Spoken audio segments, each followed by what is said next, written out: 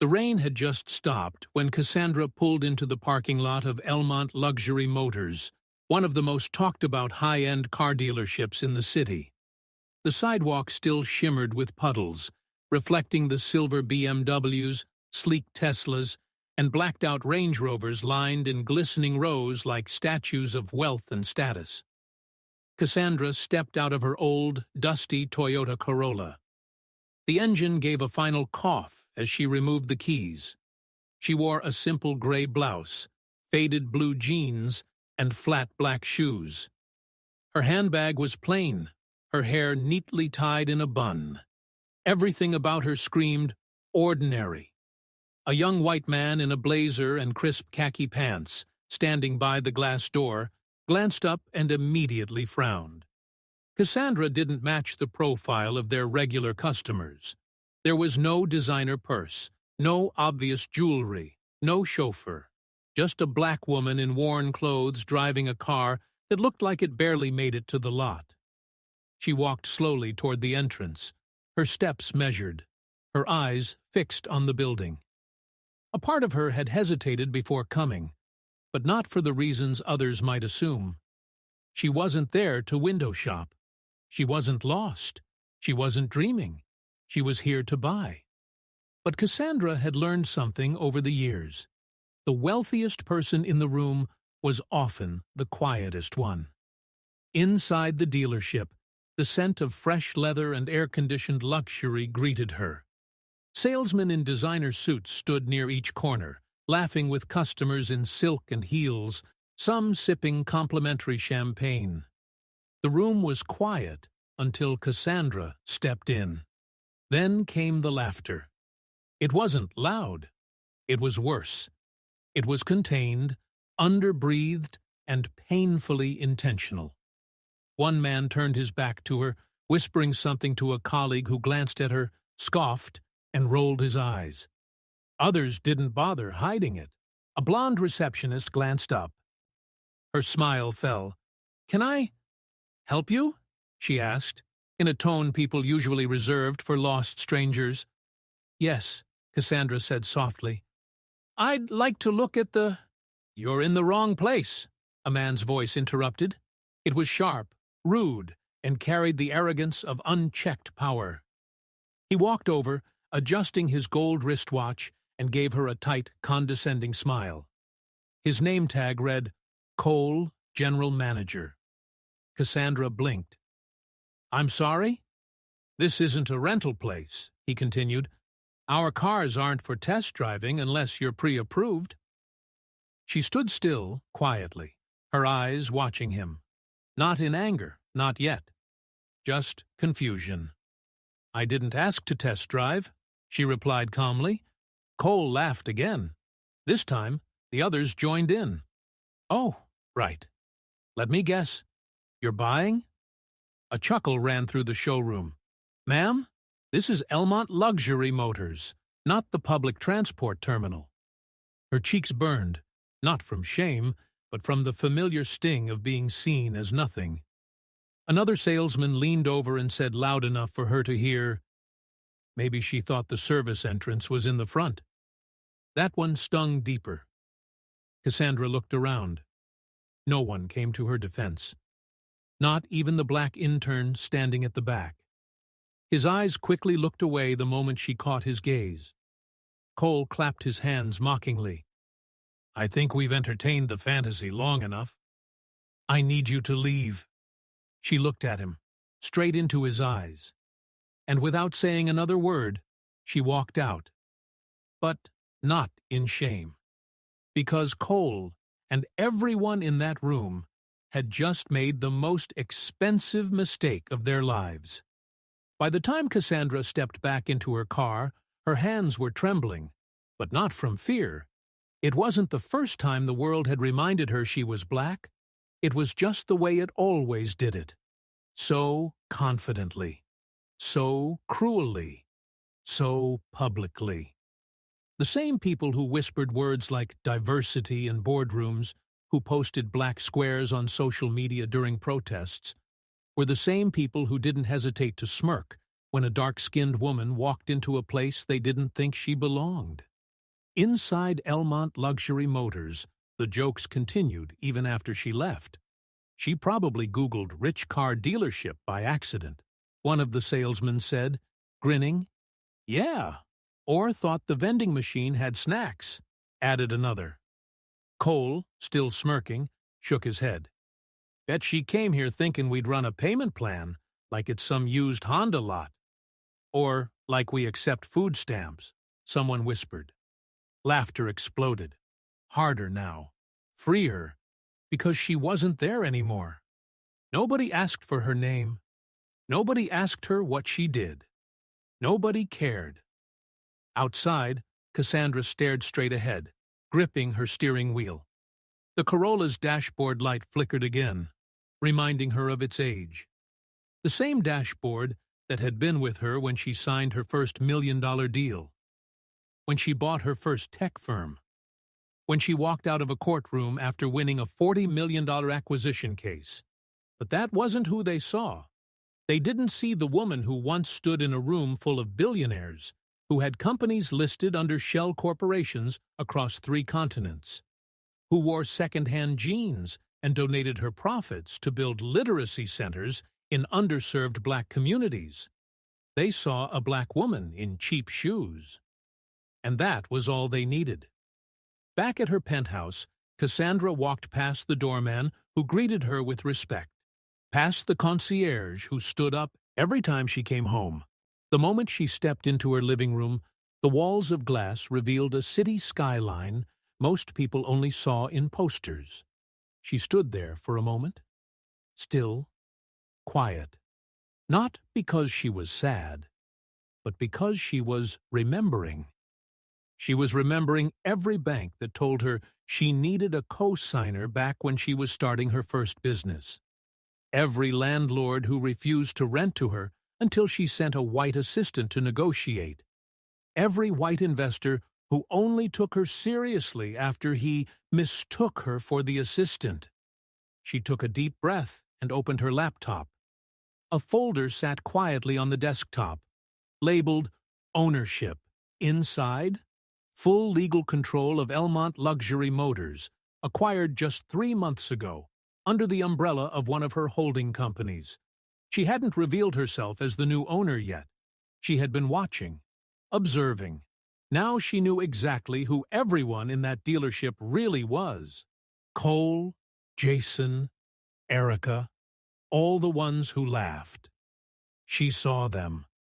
And soon, they would see her too. Inside Elmont Luxury Motors, the air smelled of fresh polish and the subtle rot of supremacy. It wasn't just the laughter that stung. It was the comfort they felt in laughing. No shame, no restraint, no guilt. The next morning, the entire staff was buzzing. Yo, did y'all see her face when Cole told her to leave?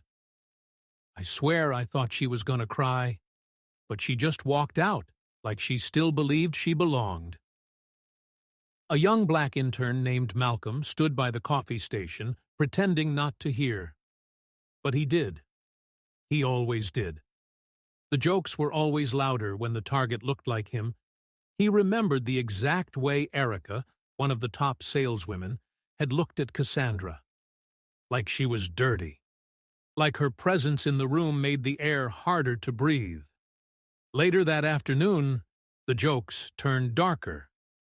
I bet she came from the projects.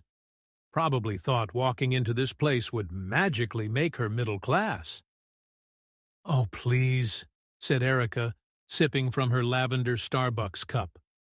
She probably has 6 kids and was hoping to drive a range to impress her baby daddy. They all laughed. Harder this time. Cole joined in again. Next time we see her kind walking in here, someone should call security early. We can't keep letting hood rats come in here and lower our brand. Malcolm froze. He knew what they meant by her kind. It wasn't just Cassandra. It was anyone with brown skin, coarse hair, thick lips, African names. They had masks, but thin ones. Their racism had rhythm, familiarity. a script they performed so often it became normal. Malcolm's heart beat faster. He thought about speaking up, but he had seen what happened to the last black employee who did. Transferred, silenced, then mysteriously let go. So instead, he walked away. Quietly. Back in her penthouse, Cassandra was already taking notes. Cole Harrington, Erica Bennett, Jason Lim, who laughed but stayed silent. Todd, the one who called her ghetto under his breath as she left. She remembered every name, every face. And more than anything, she remembered the tone. The tone that said, "You don't belong here, you never will." She clicked through their internal HR files. Her executive login allowed her access to every department. Cole had been on a 6-month probation before the previous owner sold the company. Erica had been reported twice for inappropriate comments toward customers. Both complaints were dismissed. Cassandra sat back, her expression unreadable. This wasn't going to be about revenge. It was going to be an exposure, because they weren't just laughing at her. They were laughing at an entire race of people. And this time, they were laughing at the wrong one. That Friday afternoon, Cole held a staff meeting in the glass-walled showroom lounge. It was supposed to be about quarterly performance, but like most of their internal gatherings, it quickly drifted into personal anecdotes and casual arrogance. "I've said it before," Cole began, crossing one leg over the other with a smug grin.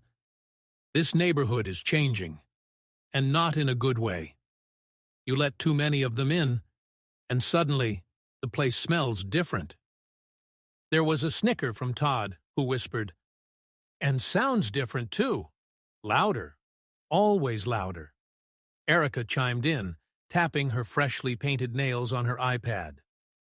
"Honestly, I blame those diversity campaigns. They're trying to make everything look inclusive."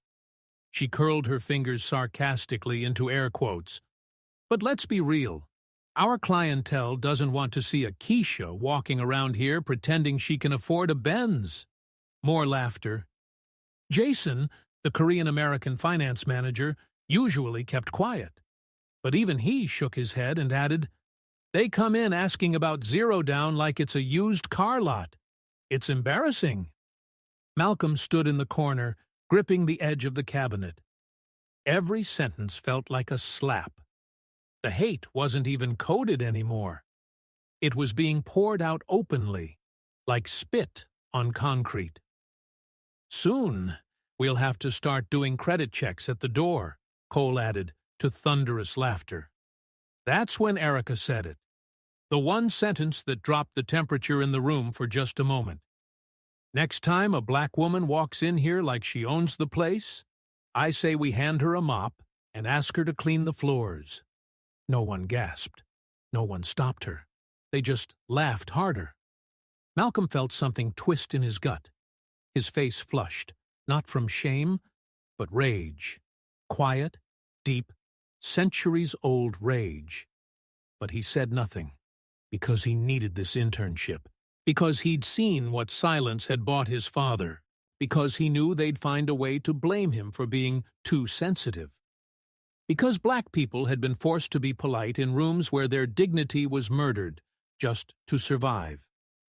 But across the city, Cassandra was not silent. She had watched the security footage, heard every word through the dealership's audio logs. She had listened to them laugh about giving her a mop. They had no idea the building's entire surveillance infrastructure had been upgraded 2 months ago by a firm owned by Cassandra herself. The same firm that flagged and archived employee slurs, whispers, and jokes. She stared at her monitor, replayed the scene.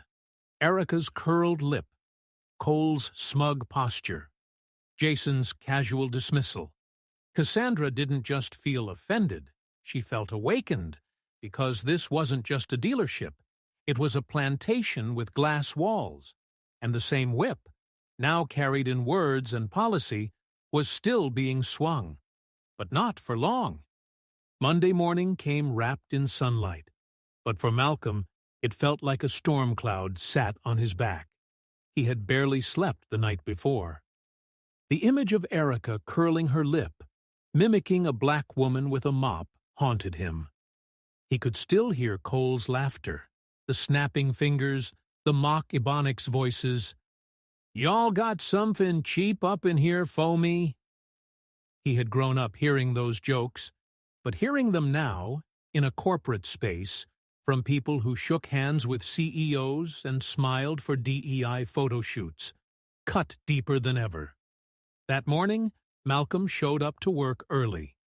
As he entered through the rear staff door, he heard Todd and Jason joking near the vending machine. "And then she walks in smelling like burnt shea butter," Todd was saying. Jason snorted. "No lie. I thought I was in the middle of a hair shop in Harlem." Malcolm stopped in his tracks, his fists clenched, his face flushed. He stood frozen, feet planted like roots he didn't want to grow. They hadn't seen him. "I don't even know why they try," Jason said. "Luxury isn't for everyone, especially not them." Todd replied, "Bro, I saw one of them wiping down her old Camry like it was a Lambo." Pride is a funny thing. Malcolm took a slow breath and turned around, pretending he forgot something in his car. Because if he walked past them now, they'd either pretend they hadn't said it, or worse, laugh and say, "Relax, bro, it's just a joke." It was always a joke. Even when the joke chained you inside yourself. Even when the punchline felt like slavery in a Gucci suit. Later that day, Cole called a meeting for the sales staff. Malcolm wasn't required to be there, but he was told to sit in just in case. The room filled with smug grins and coffee. "All right, team," Cole said, clapping his hands. "Let's talk demographics." He pulled up a screen showing customer stats. Then came the slide. A pie chart, labeled Client Value Breakdown, Race-Based Trends. Malcolm's heart skipped. "This," Cole said, "shows you where our actual money comes from." On the screen, the section labeled African American was a sliver. Cole laughed. "See that? Barely visible, like the people themselves." A ripple of shocked silence moved across the room. Then Erica laughed. "Honestly, I'd be more shocked if they weren't too busy spending their checks on Jordans and weave." Malcolm's throat tightened, his vision blurred, not with tears, but with something more dangerous. Silenced rage, Cole added. "Let's keep our time and energy where it counts. No need wasting champagne on grape soda drinkers." Malcolm couldn't take it. He stood up, abruptly, almost without thinking. The entire room turned to look at him. "Excuse me?" he said, his voice low, but trembling with suppressed fury. "Grape soda drinkers? Is that how you describe your black customers?" Cole looked amused. "Malcolm, relax. It's just data. I didn't say anything offensive." "You didn't have to." Malcolm's hands shook. "The way you all talk, the way you laugh. You think it's subtle, but it's not. It's disgusting." The room went quiet. Jason raised a brow. "Careful, intern. You don't want to be labeled angry. That never looks good." Erica scoffed, crossing her arms. "So we're racist now?" "Oh, please." Cole smiled coldly. "Thanks for the input, Malcolm. We'll take it under advisement. You can go now." He stood there, breath shallow. And then he walked out. Not because he lost, but because he knew something they didn't. Cassandra had seen everything. The next morning was bright and calm. Erica was finishing her makeup behind the reception desk when she noticed an all-too-familiar silhouette step through the dealership's glass doors. Her, the black woman from last week. Old Corolla. Cheap shoes. No appointment. She came back. Erica didn't hide her annoyance. Cole looked up from his desk across the showroom and instantly rolled his eyes. "Oh, great," he mumbled. The return of Rosa Parks, Jason snorted. Somebody lock the doors before she starts a protest. Todd leaned in from the corner, smirking. Think she found enough pennies to afford a cup holder yet? The jokes hit harder this time because they felt justified. In their minds, she had crossed the line the first time by daring to walk in. Coming back? That was uppity. That was bold. That was unforgivable. Cassandra stood still, letting the cold air kiss her cheeks as the doors closed behind her. She wore the same shoes, the same jeans, the same calm, but her eyes, sharper. She scanned the room, watching every smile crack. "Good morning," she said, her voice soft but firm. Erica tilted her head. "Are you lost again?" "No," Cassandra replied. "I'm here to speak to the owner." Erica gave a tight smile and didn't bother hiding the sarcasm. "Well, unless you're here to clean or deliver something, I'm pretty sure there's nothing you need to say to ownership." "I'd still like to speak to them," Cassandra replied. Cole walked up, feigning concern.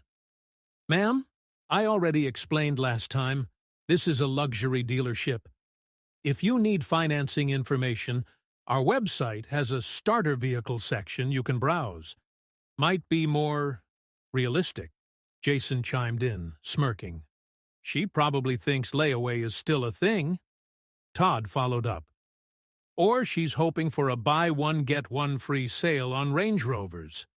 Laughter again. Louder, stronger, more deliberate. Customers in the lobby turned. A white couple near the Bentley display glanced at Cassandra with disgust. The woman whispered, "What is she doing here?" A manager from service walked past and, without even looking at her, muttered under his breath, "No loitering." Cassandra stood still, watching it all unfold. Every sneer, every insult, every assumption, and not once, did anyone ask her who she was. That's when Malcolm walked in. He had taken a day off to clear his head, but something in him told him to come back, if only to find closure. Then he saw her. His breath caught in his throat. The same woman from before, standing tall, alone. He noticed the others circling her like wolves. Something in him broke. He stepped forward, but before he could speak, Cassandra calmly pulled something from her bag. A manila envelope. She handed it to Cole, who chuckled, rolling his eyes. "What is this? A complaint? You think I'm scared of Yelp reviews?" Cassandra smiled. "No, it's a formal notice." Cole opened it, casually at first, but then his face went pale. Inside were legal documents, ownership transfers, signed and sealed corporate filings. The name on the documents? Cassandra D. Monroe. Owner, CEO, full acquisition authority. Dated 3 months ago.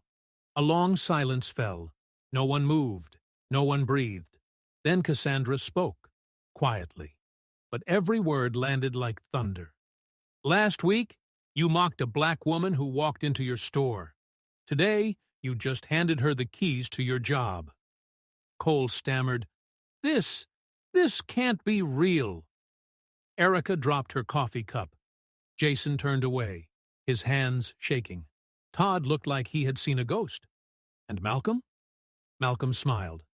Finally. But Cassandra wasn't done. She looked Cole in the eyes and said, "You can laugh at my skin. You can sneer at my shoes. But now you'll learn. Power doesn't always come in a suit. Sometimes it walks in wearing worn jeans and patience." Cole didn't speak. He couldn't. His hands shook as he flipped through the documents again, sweat forming along his temple. Every word on that paper mocked him louder than Cassandra's voice ever could.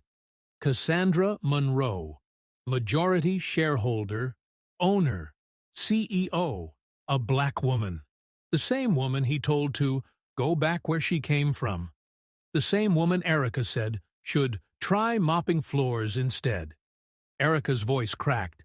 This must be fake. You can't just walk in here and— I already walked in here, Cassandra said, voice calm. Twice. Once as a customer. Once as your boss. The silence that followed was volcanic. Todd, still clutching the edge of a counter, muttered low, "This is reverse racism." The words hung in the air like poison. Cassandra turned sharply. "Excuse me?" Todd stood straighter, emboldened by years of privilege. "You're turning this into a race thing. You just want to humiliate us because we're white." Malcolm stepped forward before Cassandra could respond, but she held up her hand. Calm. Controlled. "No," she said quietly. "I'm humiliating you because you humiliated me.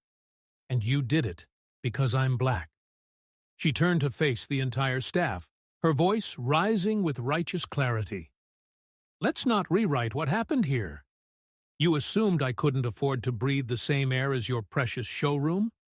You joked about my skin, my scent, my background.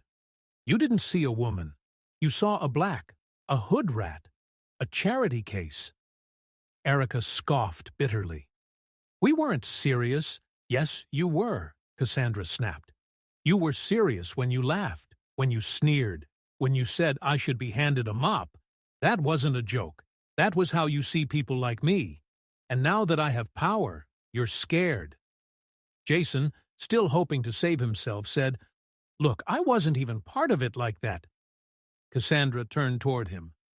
"I watched the footage. I heard your words. You laughed, Jason. You laughed with them, not at them." A security guard approached quietly and whispered something into her ear.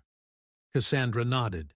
Then she turned back to the group and said, "Your access cards have been revoked. I suggest you gather your things." Cole's eyes widened. "You're firing us?" "No," she said. "I'm cleansing this place. This building reeks of superiority dressed in suits, of passive racism, of polished hate. You don't belong here." Erica laughed bitterly. "Good luck keeping this place running without us." Malcolm stepped forward. "Then maybe it's time we run it with people who've actually been on the other side of your mockery." Cassandra nodded in agreement. "Starting with Malcolm." Cole's jaw dropped. "Him? An intern? Are you joking?" "No," she said. "He's the only one in this room who didn't sell his soul for a punchline." She turned toward Malcolm. "Malcolm, you're now Assistant Director of Sales Strategy, and we'll be hiring real talent, people who know what it's like to be ignored, profiled, dismissed. People who don't see skin as a disqualification." Cole took a step forward. "You'll regret this," he hissed. "This place was built by white hands." Cassandra didn't blink. "No," she said.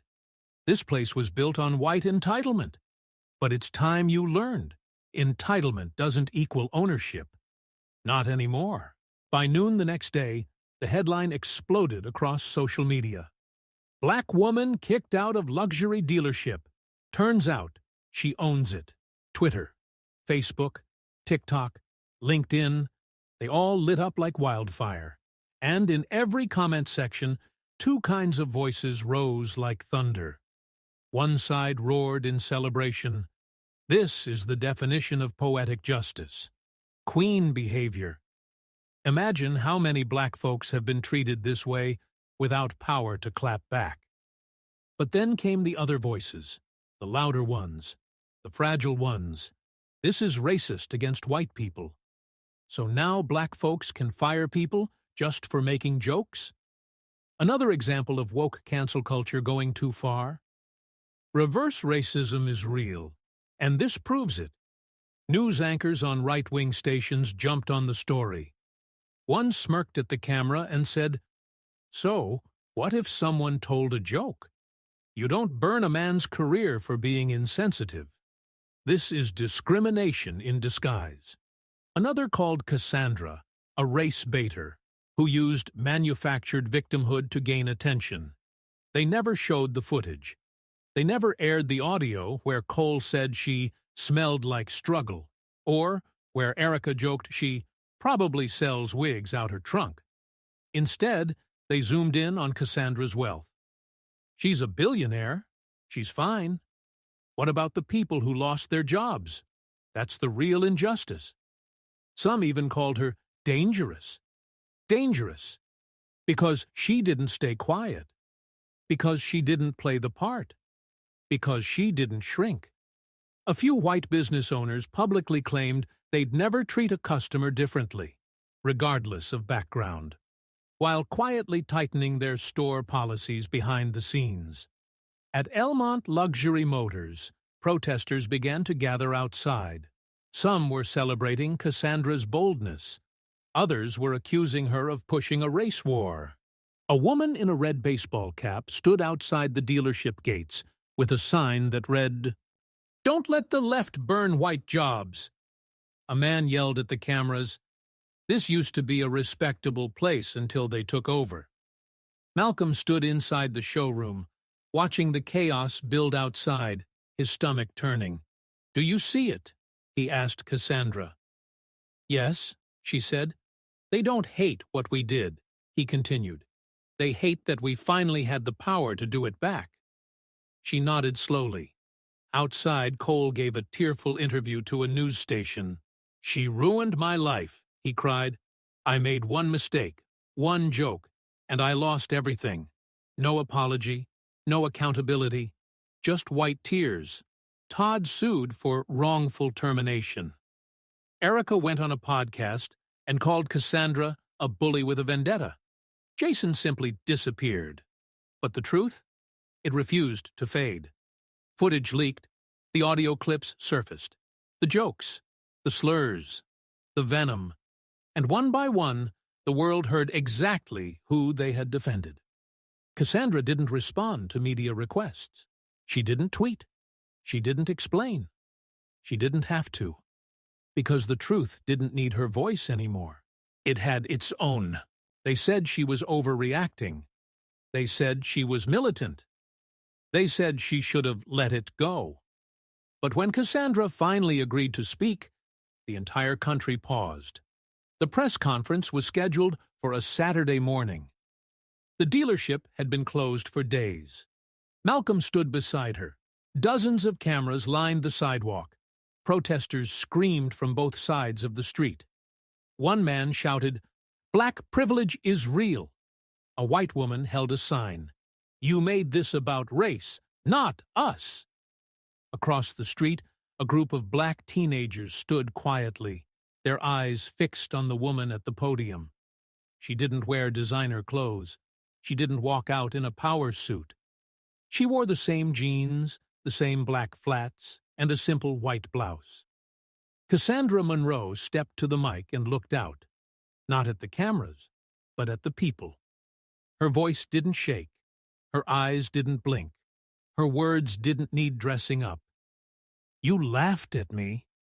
Because I walked in with dark skin and worn shoes, you assumed I didn't belong.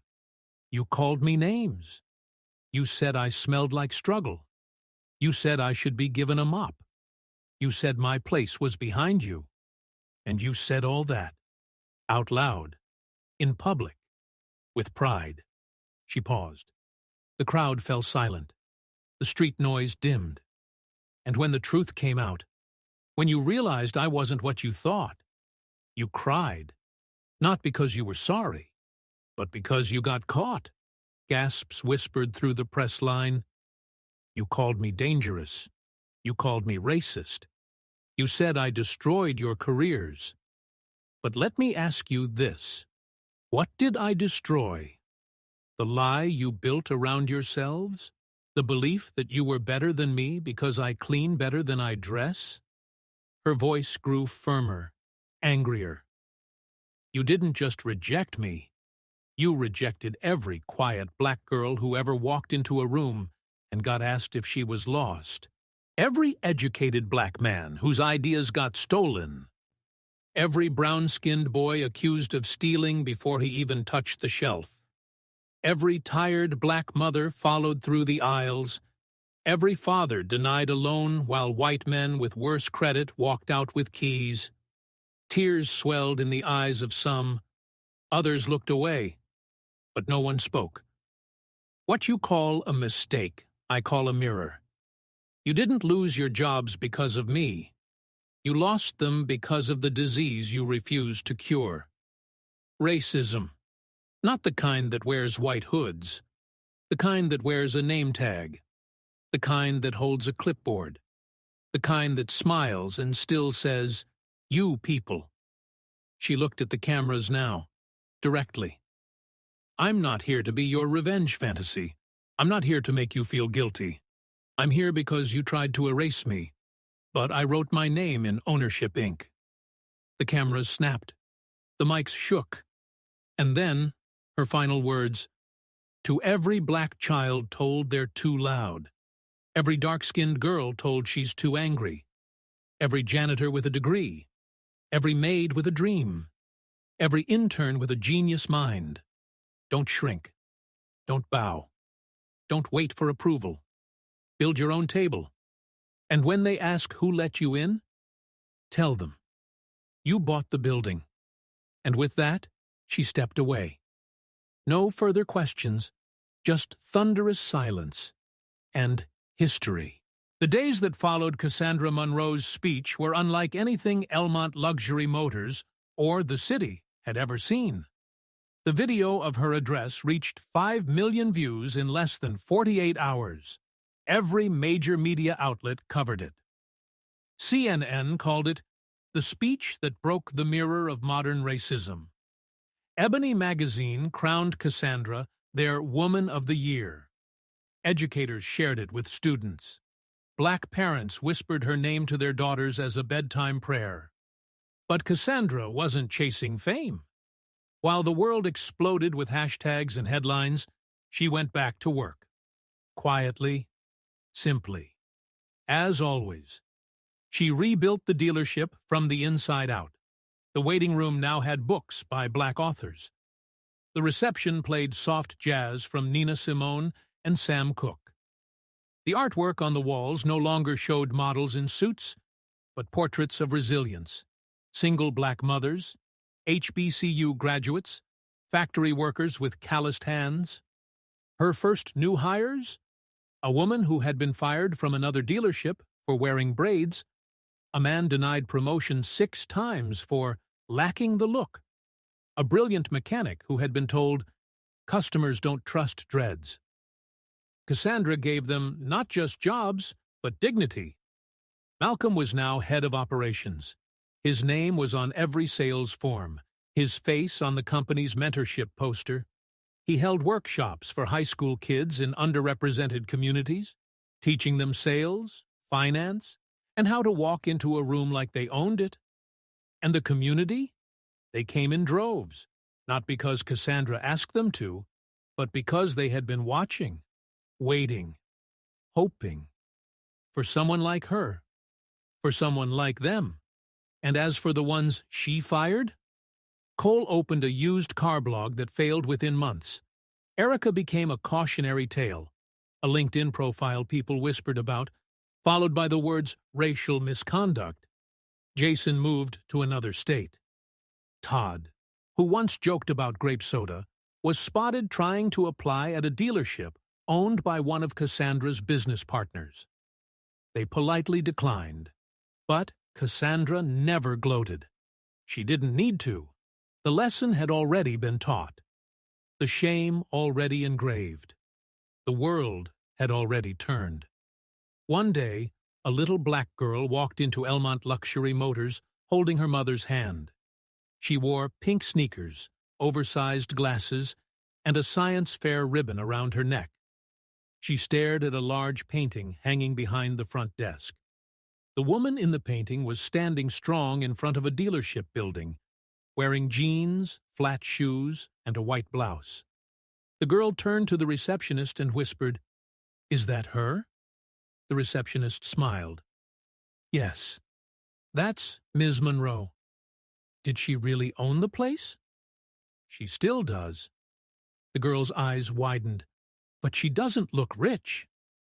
The receptionist leaned down and whispered, "That's because power doesn't always wear gold. Sometimes it wears grace." Outside, Cassandra stood watching through the glass, her arms folded, her eyes soft. She smiled, but not for the cameras, not for the applause. She smiled for the girl, for the janitor, for the intern, for the forgotten, for the one who walks into the room and gets asked, "Are you sure you're in the right place?" Because now they are. They always were. If this story moved you, challenged you, or made you feel seen, then it did its job. Because this wasn't just about cars, it wasn't just about power, it was about truth, and the price people pay for underestimating others. If you've ever been judged by your skin, your clothes, your voice, or your zip code, let Cassandra's story remind you, you don't have to prove your worth. You are the proof. Like this video. Share it with someone who needs to remember their value. And subscribe for more inspiring stories that break barriers, expose truth, and celebrate the power of everyday heroes. We tell the stories that matter, because you matter. Thank you for watching. See you in the next story.